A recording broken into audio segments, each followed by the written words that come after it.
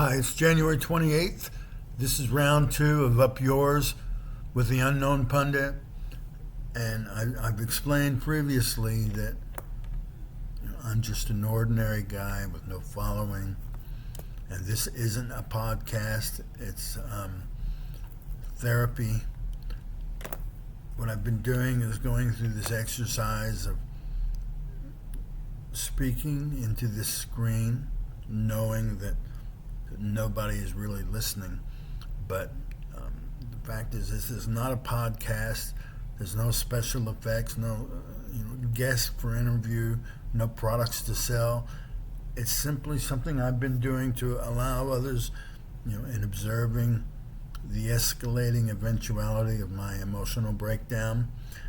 But I've been dealing with the dilemma of coping with all the craziness happening in the world and trying to figure out what I can do, what is my place in all this. And I find that talking somehow just makes me feel the slightest bit better, and I'll take any bit of better because it's been so bad. I'm not asking anybody to like me or favorite me or subscribe, but I welcome hearing from anyone who might identify with something I say, or who might contact me and say, I understand, I'm dealing with it too. That's fine, because I feel like there must be other people like me who are just tired of it, tired of the circle jerk that we call a presidential administration. And I know people in Minnesota are up in arms. I'm in Florida, surrounded by MAGA. So I'm talking about things that you just can't openly talk about here without dealing with the retaliation, criticism, denigration, threats. So it's easier to talk into this screen to nobody than talk outside, because they don't want to hear it. There's a lot of MAGA who voted for Trump here, and now they've got buyer's remorse. And even though almost everything that comes out of Trump's mouth is a lie, I've been thinking back to something he said during his first campaign about how he could stand out in the street and shoot somebody and there wouldn't be any repercussions from it. That is probably one of the few things he's gotten right, because here he is continuing to commit crimes, continually trying to conceal the fact of his involvement with the child molester Jeff Epstein, where you might remember he bragged about how he was going to release these documents, the same as his bimbo Blondie, the person who's destroying the Department of Justice. Even she, that whore of principles, is willing to keep her paycheck, to say anything and to hide evidence, even though they both promised how they're going to make the Epstein evidence, not Epstein files, Epstein evidence. They said or claimed that they were going to make it available, and of course it took an act of Congress passing a law to make them release the files, release the evidence. And as soon as the courts did that, Blondie and Trump set new court motions in place to say we don't have to follow the law. We don't have to release the Epstein evidence. And that effort to keep it hidden has continued. Now they've violated court deadlines to produce documents. So much of what they have given, which is just the tiniest fraction of evidence, has been completely redacted. They're not sharing videos.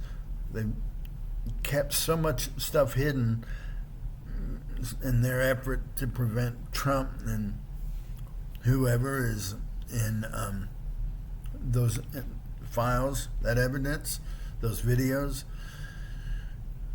But when I think about this, it's got, if you don't hold a criminal accountable, that just continues to instill them with confidence that I can keep getting away with this because no one is holding me responsible. And Trump, just keeps getting worse and worse to the point where he no longer even hides the crimes he's committing. He's just gotten so brazen and even bragging about it. One of those is through this creation of this new supposed board of peace that he's implemented to oversee the ground conditions in Gaza. And if you pay enough money, the millions, he will put you on this board of peace. What he's really trying to do is undermine the role of the United Nations. He's even taken the logo of the United Nations, modified the center of it just a tad bit, and made that the logo for his board of peace. And so far, the people who have paid money to be on that include Russia and Saudi Arabia, and making them involved in anything that involves the promotion of peace is kind of like making Jeff Dahmer the director of the menu at Denny's. Putin and Saudi Arabia have such a history of war crimes and humanitarian violations. There's been a lot of connectivity between Saudi Arabia and the bombing of the World Trade Center in New York on 9/11. This country is not our friends, but this is who Trump is palling around with his so-called board of peace. It's really just another money grab from countries who are willing to give him the money he wants so that they can further worm into international affairs, in this case in Israel, Palestine. But the grift just gets more audacious because he's bragged about the fact that he's taken the money they're giving him and he's sticking it in a Qatar bank. Qatar is over there in the Middle East, East Africa, probably has the world's largest reserve of liquid natural gas, certainly oil. But so now his slush fund has been established in Qatar banks, where he's depositing the money these other countries are giving him.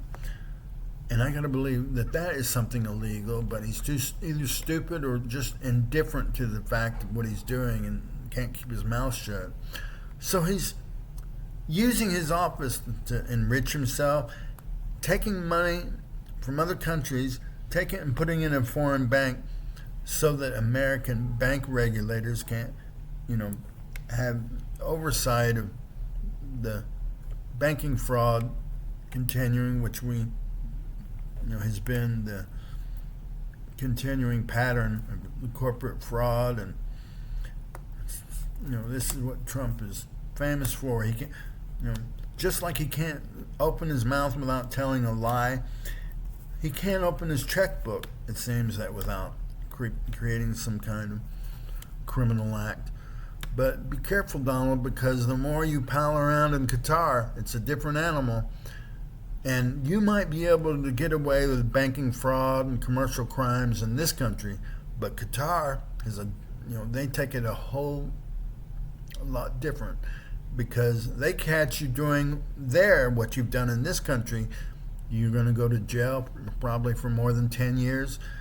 And even worse, we know that Trump is a convicted sex abuser in America, adulterer and sex abuser.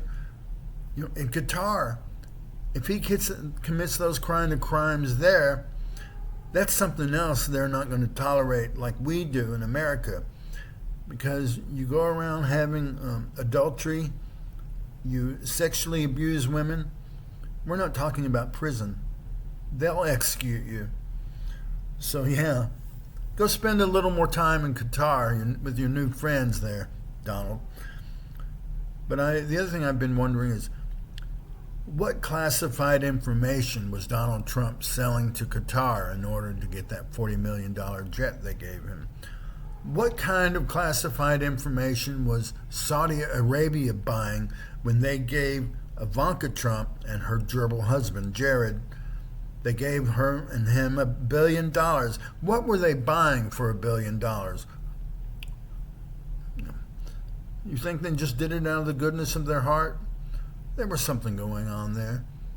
And, you know, for all that we know of the crimes he's committed, I often wonder, what is it that we don't know, but we're sure to learn, because what's in the dark will be made to come into the light.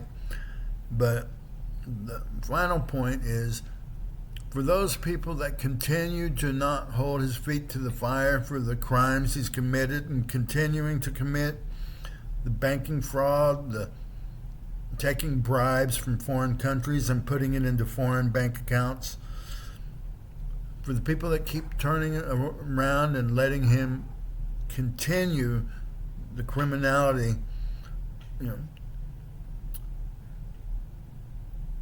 it's one thing that the MAGA people that put the pedophile and pathological liar in office, you know, I've been thinking about how, yeah, you fucked up, MAGA. You not only fucked up, but you fucked all of us over.